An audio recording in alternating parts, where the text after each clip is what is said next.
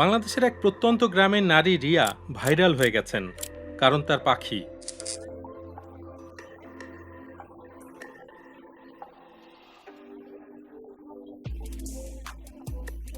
2023 সালে ফেসবুক এবং টিকটকে ভিডিও পোস্ট শুরু করেন রিয়া।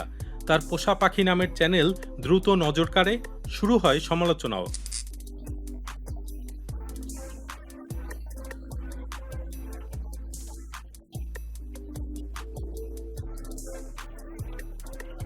তবে রিয়া থেমে যাননি, কারণ নিজের জন্য নয়, পাখির জন্য অনলাইনে তিনি।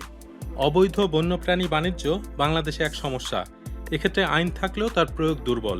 রিয়ার ক্ষেত্রে বিষয়টি আলাদা, তার টিয়াগুলো মুক্ত থাকে। সেগুলোর ভিডিও প্রকাশের মাধ্যমে সঠিকভাবে পাখি পালনের পথ দেখান তিনি, যাতে অন্যরা বন্যপ্রাণী রক্ষায় সচেষ্ট হন।